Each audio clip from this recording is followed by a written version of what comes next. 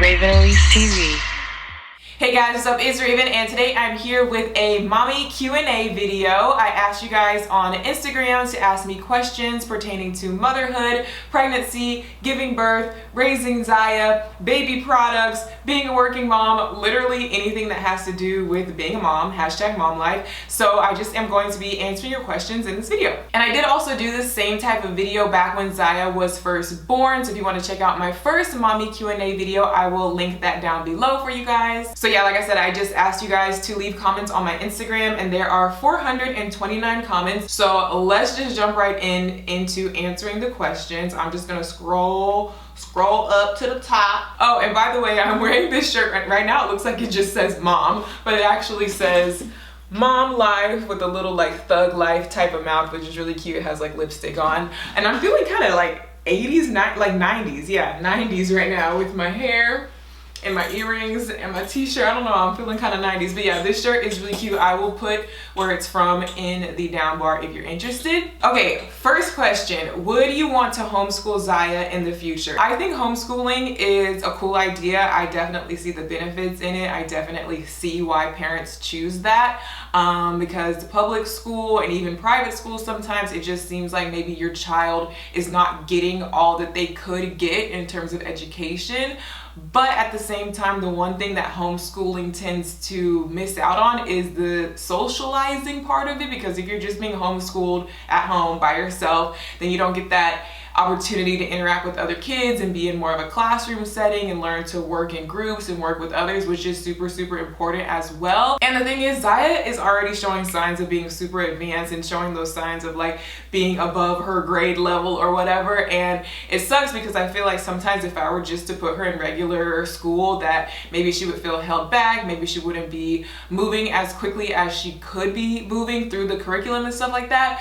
But at the same time, I really don't think I could really commit to homeschooling, because I do want her to get that full experience of going to school and being able to socialize and work in groups and do all that stuff. That like, school is not just about learning stuff in a book, it's more than that. So I think it would be important for her to go to a regular school, but I probably would be, not probably, I will be very careful as to what type of school I put her in, whether that be private school or whatever. Okay, next question. Am I afraid of the terrible twos? The terrible twos is basically when your child turns 2 and starts acting a fool, and Ziya is already doing that. So, oh well. Best toddler product that I can't live without would really have to be Ziya's iPad. I talked about it a lot in her 18-month update video. The iPad is super helpful. She learns so much from it. It keeps her busy in one spot. It keeps her quiet. It keeps her still, and it's super educational. So it's the best like toy that she has. I see a couple of questions in here asking about postpartum depression, anxiety. How is it before and after having a child? Is it better or worse after giving birth and having a child? So in case you guys don't know, I do struggle with depression and anxiety. I kind of always have, ever since I can remember. It's just a thing that I have. But also there's this thing with postpartum depression where some mothers experience really bad depression after they give birth. I didn't experience a spike in my depression afterwards. So I think I was really lucky in the sense that I really did not experience postpartum depression. Even though I already had depression, it really didn't get any worse. Honestly, for me, it got a lot better. Honestly, Ziya was like a light in my life. It was something happy, something positive, something to be excited about, something to smile about. So it really helped my depression, honestly. And when it comes to the anxiety, because anxiety is a whole different story, I would say in a sense my anxiety got a little bit worse, just because there's way more things to be anxious about when you have a little baby and when you're first learning and you feel like you don't know what you're doing as a mom. That can really cause a lot of anxiety. So I would say that I did become a little bit more anxious and kind of struggle with that a little bit in the beginning, but it's just kind of a learning curve and a learning process. And as I kind of felt more comfortable in what I was doing with Ziya, and I learned things from my mom and stuff like that, then I started to like calm down and not really have so much anxiety. And as of right now, I don't feel like my anxiety is bad at all. And also right now, I don't feel like my depression has anything to do with Ziya. I do still struggle with depression, but it's really like personal Raven stuff, not really mom stuff. Okay, next question is saying, my 6-month-old is super clingy, but sometimes I need a break. Did you ever do the cry it out method with Ziya? I hate seeing him cry, but I also need to take care of myself and do things around the house. Yes, I did do the cry it out method with Ziya, which is basically where you put the baby down and you know they're gonna cry their face off, but you know they're fine, and you just kind of are getting them used to being put down and not holding them 24/7. Obviously, you want to hold your baby, you want to have that skin-to-skin contact, that personal contact, and make sure you are holding them and cuddling them enough. But at the same time, you have to take a shower, you have to use the bathroom, you have to make yourself food, you have to clean up, so you really cannot be holding the baby 24/7, and it's really hard in the beginning to let them go and let them cry. But I definitely had to do the cry it out method with Ziya. Like, I did that pretty early on, and it worked really well. It's really only like a couple of times that they're really just gonna cry, and it's gonna be so painful to hear them cry. But then after a while, they get used to it and they realize, oh, she's not leaving me forever, she's coming back. Next question is, how do I discipline Ziya now and when she gets older? And what do I say to people that criticize my decisions? So discipline for Ziya now is very simple, basic. It's a lot of, no, don't do that, using my words and trying to communicate with her, because she is a little bit more advanced when it comes to talking and speaking and stuff, that I feel like she understands me. She knows what I'm saying when I say, no, don't do that, no, put that back, no, don't touch that. So it's a lot of me just telling her and like getting down on her level, looking her in her eyes, make sure she's listening to me, and telling her no, and point to the thing and really like explain to her the situation, like, no, you cannot do this. And then other than that, she's freaking 1.5, so there's not that much more you can do besides take the toy away, you know, go sit in your crib for, I mean, it's like you can't even put them in timeout, so it's not really much that you can do besides like, okay, is it time for a nap? That's basically what it boils down to. When she gets older, it's like, I honestly have no idea what I'm gonna need to do, because it's like I don't know what type of child she's gonna necessarily be or what type of discipline she's going to need. So we'll have to cross that bridge when we get to it. And they said, what do I say to people who criticize my decisions? Oh, well, if you don't like it, she's my child. That's what I always say. I'm like, she's my child, so let me live. Raise your own children. Okay, next question is, what pregnancy symptoms did I have before I found out, and what prompted me to take a test? I honestly didn't have any symptoms other than a missed period. I didn't like feel nauseous. I didn't feel, I just didn't like have anything except my period was late, and I was like, Next question is it hard dating with having a child? Hard?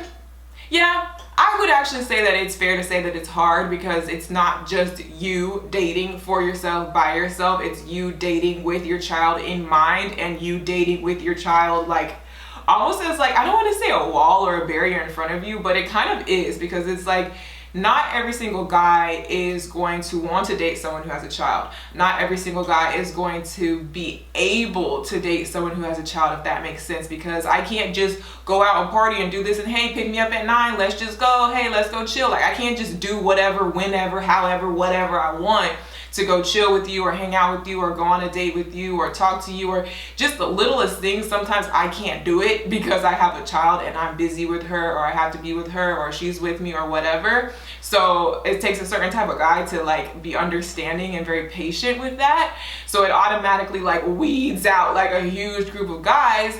And then when you get to the guy that is patient, it's like I said, I'm not available to just hang out with you. I'm not available to just go on a date with you. So it just puts like this extra layer of like an obstacle in front of you. But if you think about it, it could be a good thing, because it shows you like who's really real. Next question is, how did I master Ziya's schedule? I started on a schedule like from the jump. I literally typed it out on my computer, printed it out, hung it up on my little bulletin board, and I went by this hourly schedule of feeding and sleeping and all that stuff, and literally like everything was in there from like playtime to everything. And it was just getting me on a schedule, first of all, because first of all, I didn't know what I was doing in the first place. I didn't know what was supposed to be happening when, honestly. So I kind of like took advice from my mom and took advice from online and made a little schedule. That way I knew what to do, and that way Ziya got used to it. And basically I just kind of adjusted the schedule as she got older, and we're still on a schedule right now. I would say the schedule is definitely a lot looser than it was in the beginning. In the beginning it was like literally hour by hour every little thing. Now it's kind of just like a basic schedule of meal time and nap time and bedtime and stuff. Next question is, have I considered putting Ziya in a daycare so that she can be around other children and so that I will have more free time to upload and edit my content? And yes, that is definitely a consideration right now. I'm just kind of working on the logistics of it and getting her in the spot, and there's always like a waiting list and stuff like that, and she's really just barely at the age where she's allowed to go to the daycare that I was thinking of. So yes, that is probably going to be happening pretty soon. Even though I am a stay-at-home mom and I wanted to keep her at home with me for as long as possible, she's just getting to that age now where she's getting into stuff and she gets bored at home and she needs to be active and she needs to be, like they said, around other children and stuff. So I don't want her just like chilling at home with me. I want her to be able to go out and get some education, get some socialization, and then also, like she said, I need to be able to get my work done because it's getting harder and harder to get anything done, and I'm really relying on my mom as like grandma daycare right now, so it's about time to put her in real daycare. How was the adjustment from hospital to home? How long did it take you to do it on your own? That rhymes. I think she means in terms of like when you're in the hospital and the nurses are like helping you with the baby versus when you're at home by yourself having to take care of the baby for the first time. And for me, it wasn't such a harsh transition because when I left the hospital is like nothing. Like, yeah, they help you for like that first day right after you gave birth, and the only reason why they're helping you is because you can't get out of bed because you just gave birth. But then I had the privilege of having my family be very supportive, so I actually went home to my parents' house first, and I had my mom there helping me and teaching me and kind of just going through that preliminary process of getting adjusted to motherhood. And I ended up having to stay there for like 2 months or something, because it turned out that my apartment was under construction right at that time and I couldn't go back to my apartment. I was only planning on staying there for like a week or something, but I ended up staying there for a long time, so that really helped kind of smooth that transition into doing it by myself when I did get back to my apartment by myself. When and if I have another child, would I have an all-natural birth or an epidural? With Ziya, I did have an epidural, and I went into it thinking I'm gonna try and go natural, but if I need the epidural, I'll get the epidural, that's fine. And I would probably do the same thing with my next child, try to go natural, try to stay off the epidural for as long as possible and see if I can do it. And if I can't, and if the pain is really that bad, then get the epidural. Like, it worked out fine this time. I think it would be fine again. Next question is, where do I think I would be in life right now if Ziya wasn't born? Like a different house, still in school? And she was like, sorry if this question sounds harsh. I get what you're saying though. I've gotten this question before of like, what would you be doing if you never had Ziya? And truthfully, I have no freaking idea. Honestly, the only thing I could say is I would still be in Dallas, still in that apartment that I was in, still doing YouTube, but it would just be a very like, that would be it. Like, it would just be me in the apartment doing YouTube. I don't know. I don't think I would be in that same relationship that I was in. I would probably be in another relationship. And that's basically how I imagine myself, like dating some guy, living in Dallas, doing YouTube, and like going out here and there. But like, I'm not really a social butterfly anyway, so I don't necessarily see myself like, ooh, hitting the town and being a city girl. Basically, it would be the same thing that you see now, but without the house, without the car, and without Ziya, and without a lot of the steps forward that I've made in my career that kind of has to do with Ziya, if that makes sense. Like, I basically just see myself in that same spot that I was in before I got pregnant and just like being stuck there. The hardest thing I dealt with during my pregnancy would probably have to be, and this is sad and like whatever, but I honestly think the hardest thing for me, because I did not suffer from morning sickness or extreme back pain or foot swelling or any of those crazy like side effects that a lot of women suffer from. I didn't have any side effects. Basically, I had some back pain because I have a bad back anyway, and just some overall discomfort and like gas, but I didn't really have a lot of those physical things. So for me, it was really emotional stuff that I had to deal with when I was pregnant. Being single when you're pregnant freaking sucks.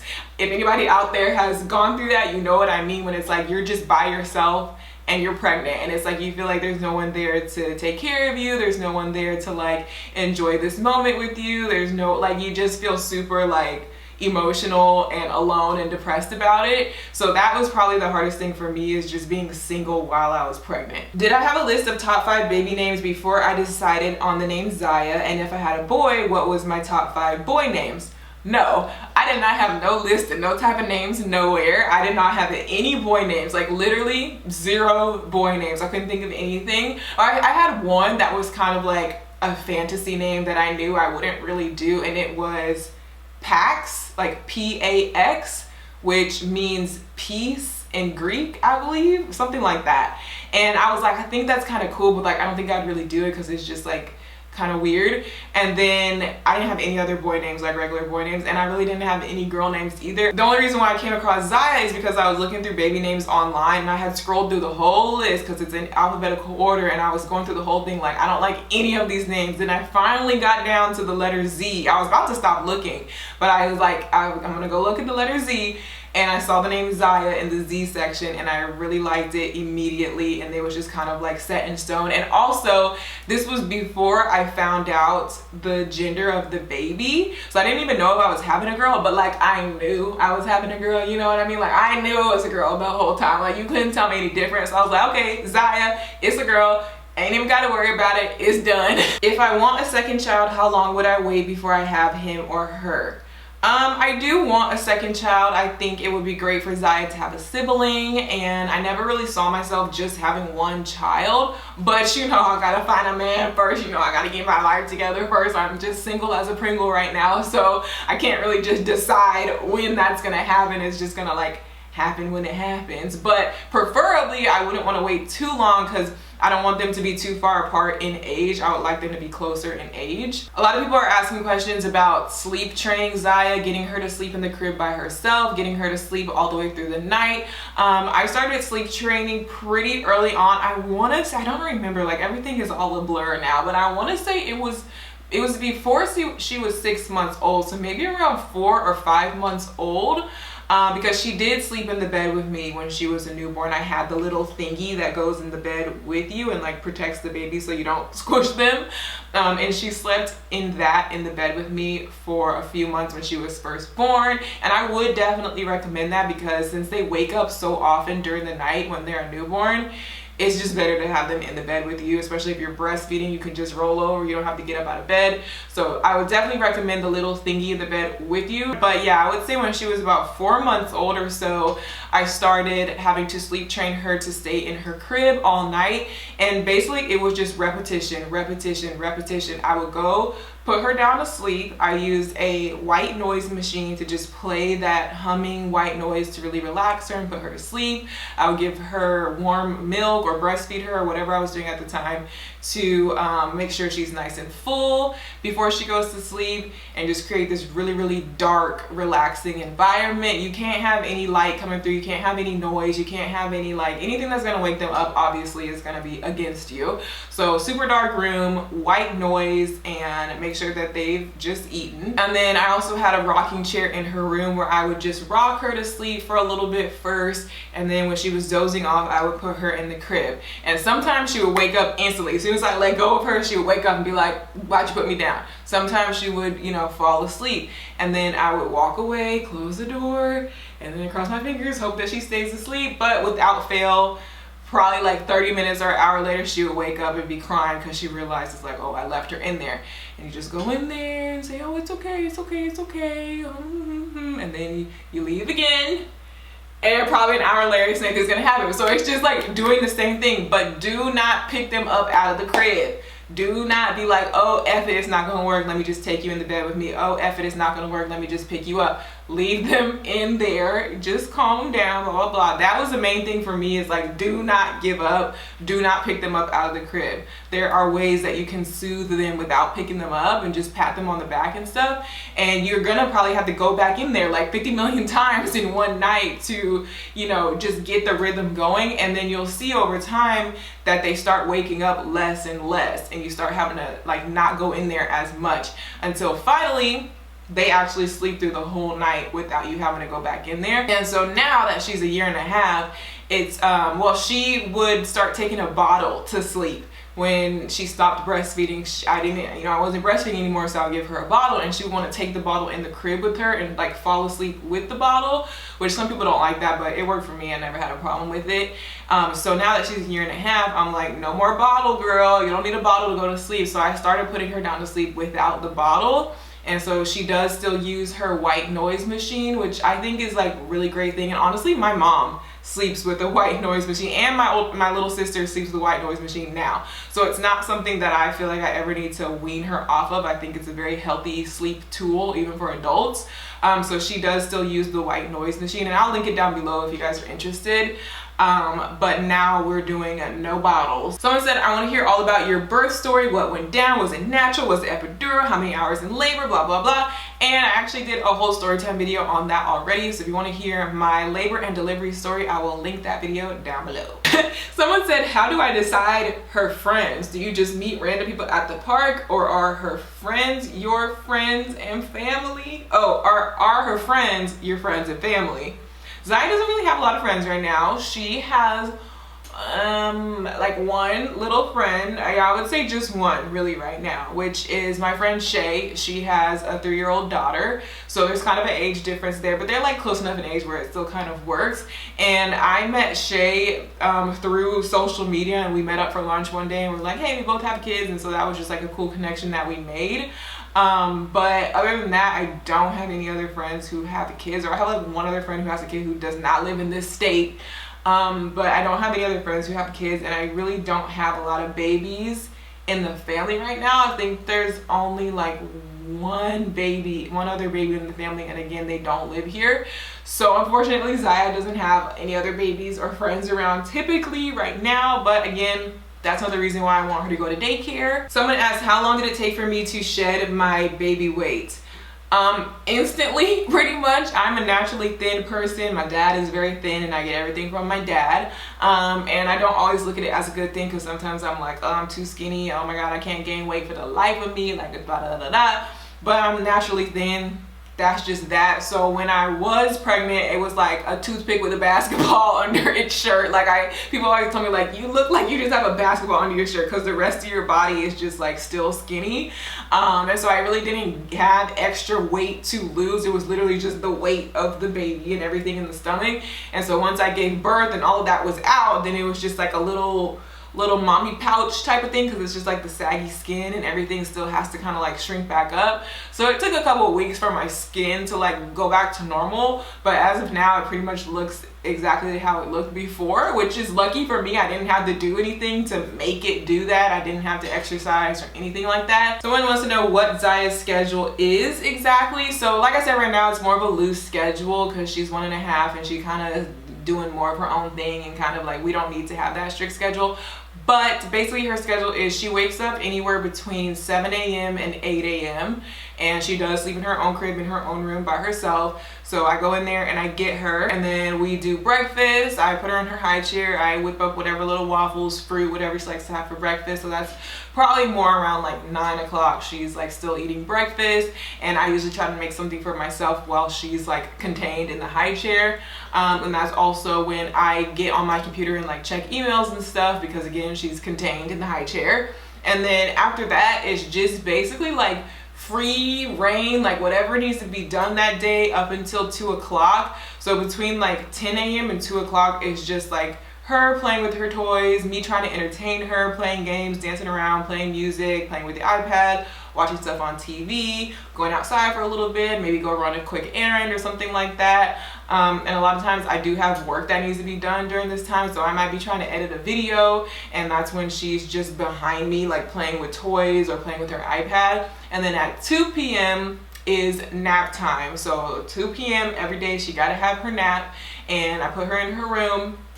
We have nap time. She knows it's coming. A lot of times she comes up to me at 2 o'clock and she's like, nap time? So 2 p.m. nap time, and she sleeps anywhere from 1.5 to like 3 hours sometimes. A lot of times she'll go down at 2 and doesn't wake up until 5:30, which is amazing for me. And I think that's because we just do one nap in the middle of the day. I know some people at this age do 2 naps, like one earlier in the morning, then one in the afternoon, but we just do one long one in the afternoon.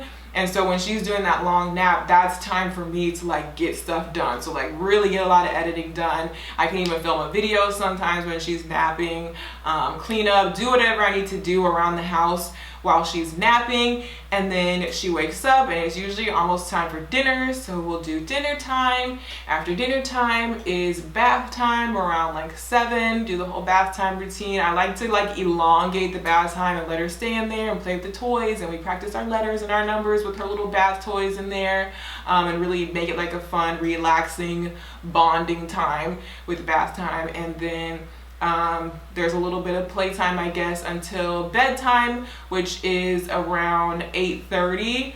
And yeah, like I said, I just put her down to bed in her own room, and that's pretty much it. And so then she should definitely be asleep by like 9. And again, that's time for me to still get stuff done, because a lot of times like there's still stuff that I need to do. So anywhere from 9 p.m. to 3 a.m. I might be editing a video or doing whatever.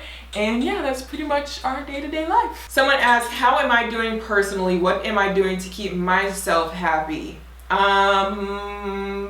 I mean, I'm doing okay. Lately, I've been struggling a lot with body image and self-esteem and self-confidence, and I've been talking about that a lot. And it's kind of like this second wave of like the mommy blues, because like right after you give birth, your body is changing, your boobs are doing weird things, your stomach is doing weird things, everything's doing weird things, and you don't feel like yourself right after you give birth. When you're a new mom, you just don't feel like yourself, you don't feel beautiful, you don't feel glamorous, and a lot of times you get that new mommy blues or whatever. And I think I had a little bit of that, but again, I kind of got lucky. Like, I didn't have baby weight to lose. My boobs were actually huge for once because I was breastfeeding. My skin actually cleared up for once. So whenever I was a new mom, I was like, I'm looking good. My skin is clear. My stomach is flat. My boobs are big. Like, I'm feeling great. I'm not feeling depressed because I'm happy about Ziya being born. So I was like doing good when I was a new mom and when Ziya was a newborn.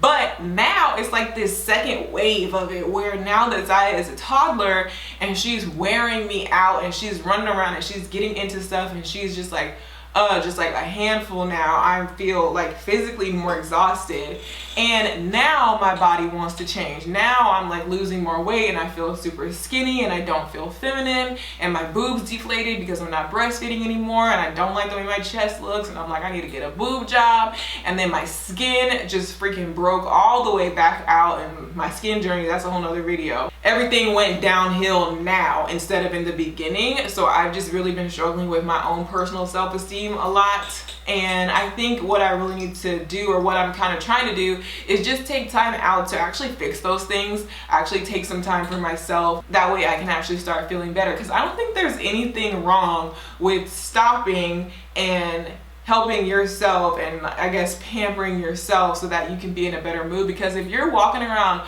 grumpy and in this horrible attitude because of the way you personally feel about yourself, you're not going to be able to be a good mom with that type of attitude. So you have to stop and take time for yourself. So that's why I'm like really on this skin journey right now, and I have things planned for next year in terms of like getting myself together. So that's me. Next question is, do I ever experience mommy guilt when I'm going out? Well, not really, because I like never go out. 9 times out of 10, if you do see me out, it's for a very special occasion, like it's my birthday or a close friend's birthday. Not even that, like I went out for my birthday and that's about it. And then other than that, I go for business. So I do travel for business, and a lot of times there's like parties and dinners associated with that, but it's work and it's stuff that I like have to do for business. So it's not really something to like feel guilty about, you know. Gotta put food on the table. I'm here at this party, but it's because I'm providing for my child. So it's not really like anything to feel guilty about. What things did Miss Tony teach you that you used while raising Ziya? So Miss Tony is my mom, Chef Tony. My mom taught me everything. My mom is the #1 person who made me into the mom that I am today. Does that make sense? Because like I said, she was the one who was there at the end of my pregnancy and like really throughout my whole pregnancy. And she was the one who was there when I first gave birth. She was the one who was like helping me give Ziya her first bath and showing me how to do it and showing me how to hold her and showing me how to breastfeed and showing me like literally everything. She was the one who was showing me. So literally she taught me everything. So there's a lot of questions in here on how I balance being a working mom. How do I work from home? How do I find time to do it? How do I stay focused? All that stuff. And in case anybody doesn't know, if you're new to my channel, I am a full-time YouTuber and I work from home fully, and I am like my own boss. So it's kind of just this production that I'm running from my house, and Ziya's not in daycare yet. So one major factor is my mom. Ziya's grandma is a huge factor in this that I'm very lucky to have, because not only is my mom like my momager, my manager, she handles a lot of things business-wise for me, but she also is like Grammy daycare, like I said before. And the good thing is that my mom only works part-time with her other job. So basically my mom has 2 jobs. Her part-time job in the office that she works in, and then also her other part-time job, which is like helping me with all of this stuff and helping me with Ziya because she's not in daycare yet. So that is really how I get most of my time. That's how I'm able to film this video right now. Ziya is with her grandma. And other than that, I have to make time throughout the day. So all that whole schedule that I just told you, like I said, when she has her nap time, I have to go in beast mode during nap time and get stuff done. And after she goes to bed, I have to stay up super late and get stuff done, because I can't just fully rely on my mom all the time. There's just not enough like hours in the day. Like I have hours and hours of filming to do, hours and hours of editing to do, and then even more like planning and other stuff. Like there's a lot of stuff that goes into it, like behind the scenes with YouTube, that takes a long time. So even if my mom does watch Ziya for 4 hours one day, that's still not enough time for me to get all my work done. So I still have to maximize her nap time and maximize her bedtime. Any free second that I have, I'm running back to my computer to like do something really quick, and then go cut up the strawberries and then run back to my computer and do something really quick. So it's literally just a balance. I don't have a set work schedule. I don't just like, oh, I work from 9 a.m. to 3 p.m. or I work from 3 p.m. to 5 p.m. because like I don't have a set work schedule. I literally work all day, every day, pretty much, just in intervals. And that's how I have to make it work. And like I said, I do rely on my mom a lot. It's not the most organized because like I said, it's just like finding time whenever I can, staying up till 3 a.m. Like every day is kind of just like make it work. That's basically all it is. And it will change when Ziya does actually go to daycare. That's going to be a huge change. So we'll see how that goes. Someone said, whenever I am dating again, what will be my approach to introducing the guy to Ziya? And I guess how long will I wait before I do that? That's kind of like, I feel like that's like a cross that bridge when you get to it type of thing, because it depends on the situation. I feel like it depends on the guy, it depends on like, I don't know, it depends on a lot of things.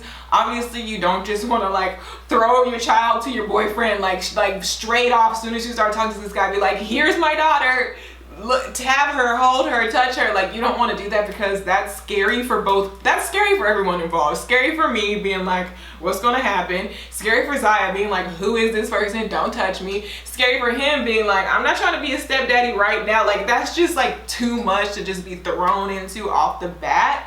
So I do not think that that's a good idea for anybody. But I think it is important to kind of do it early on, because like what's the point of dating someone if they can't be around your child? What's the point of dating someone if you don't trust them around your child? What's the point of dating someone if your child doesn't like them? What's the point of like you should be able to like cross those things off the list pretty soon, otherwise it's pointless to me. So again, it's not like first day, but pretty soon you would want to be sure that those things are good. Like I'm not going to be dating anyone who can't be around Ziya, or who I don't want to be around Ziya. Like that's just stupid. A lot of people have asked, how does it feel to be a single mom? Like literally verbatim, how does it feel to be a single mom?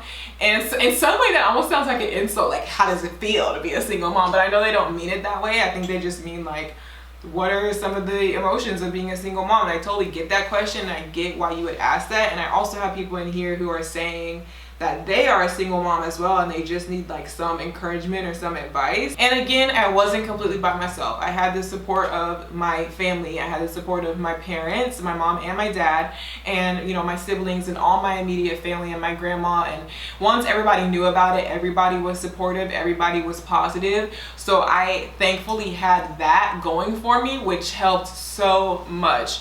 So I don't want to just say that I was completely alone or just completely lost in the world, but at the same time, even with the support of my family, at times I still felt lonely, and I still did feel like completely alone and lost in the world. And going through a pregnancy is scary, like period. Even when you're like married with the love of your life, it's still scary to be pregnant for the first time, and your body is going through all these changes, and you're about to become a freaking mom for the first time. Like, that's just scary no matter what. So it's definitely more scary, I would say, when you're going into it knowing that you're not going to be with the father and you're single. Because I feel like the main thing that a pregnant woman wants is support. So yeah, that anxiety was definitely there, and I didn't really like get over it until Ziya was born. I just kept thinking about it, kept thinking about it, kept thinking about it until she was born, because it's like I didn't know what to expect. This is my first pregnancy, my first time becoming a mom, so I had really no clue what to actually expect. Yeah, I hear people telling me stories.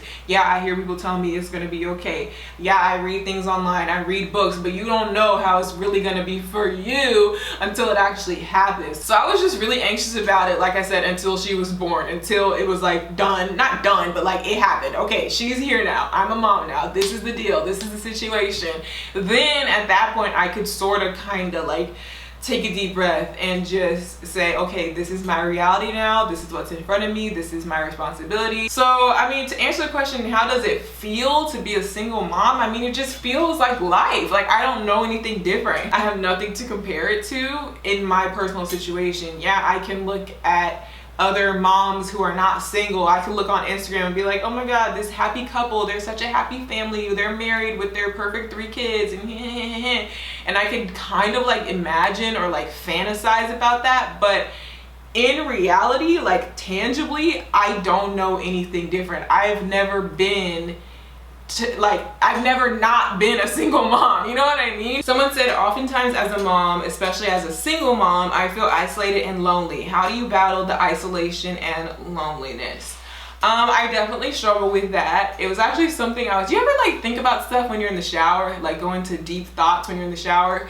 I was having that earlier today, and I was thinking about like, how am I gonna get out of this isolation, because I have that mom thing that keeps me in the house with my child, and I'm not really able to go out and hang out and do things a lot because I am a mom. And then because I am a single mom, I don't have that significant other relationship. Daddy comes home after work and at least I have him to talk to. I don't have that either. And then on top of that, I'm more of an introverted person, so I don't have a lot of friends even just to talk to anyway, because I'm just not that type of social person. And then on top of that, I work from home for myself, by myself, and the only other person who's in this Elyse TV brand, business, corporation is my mom. And I know that sounds really depressing, and sometimes it is really depressing, even though I am an introverted person, and sometimes, a lot of times, I choose to be alone on purpose, and I like to be alone on purpose. So thankfully, I am that type of person, so it's not as much of a big deal for me. But still, I'm a human being, you know, and I'm not always in those introverted moods, and I would like to socialize, and I would like to just, you know, have people around me, because I'm literally by myself, with the exception of Ziya, of course, and then also with the exception of my mom. It's literally just me, Ziya, and my mom most of the time. And like I said, I was thinking in the shower today, like, how am I gonna get out of this? What am I gonna do differently to stop being so isolated? Am I going to go back to school? No. Am I going to get a whole different job, or add in a whole different job, like a real job where I actually have to go into an office or into somewhere with other people? No. So where am I gonna get it from? Where am I gonna get that people stuff from? You know what I mean? And I have no idea. I could not come up with an answer. I think what most people say is like, oh, you just need to socialize more, you need to make more friends so that you can just like go out to lunch and go out and do stuff and just have friends to like socialize with.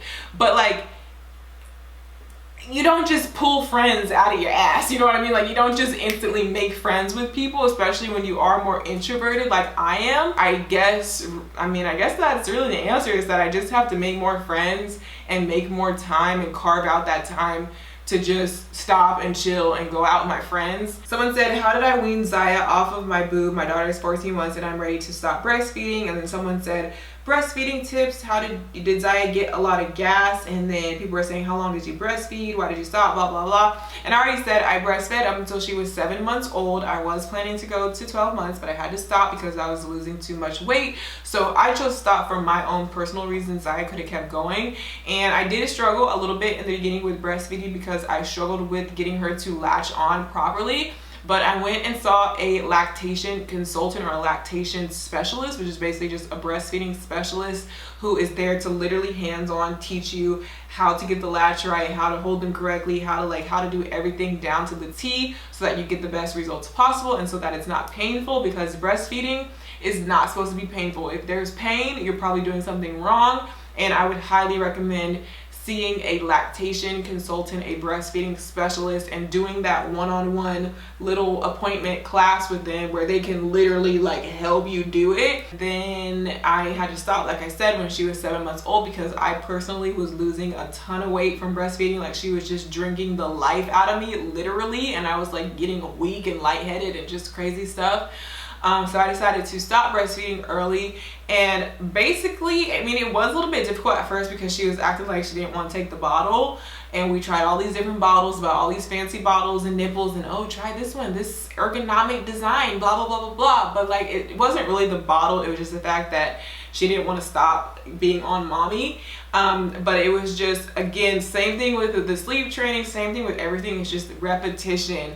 Keep doing it, keep trying, don't give up, and eventually they will have to adjust, they will have to get used to it, because the baby's gonna be hungry, so they're gonna have to take the bottle eventually. But yes, there's gonna be a lot of crying, yes, there's gonna be a lot of frustration, but keep repeating it. There's not much more you can do besides keep offering the bottle, keep offering the bottle, keep offering the bottle. My whole mantra, my whole thing, my whole, what do I call it? If you take anything from this video, is repetition. Keep trying, don't give up, keep doing the same thing. Eventually they will learn, eventually they will get used to it, and eventually it will work. And of course, a lot of people are asking about co-parenting. How often does she see her dad? What's your co-parenting schedule? Blase, blase, blase, wanting to get down to the nitty-gritty details. And y'all already know I'm not gonna tell y'all that. I honestly don't even think it would be helpful if I shared it, because everyone's situation is different.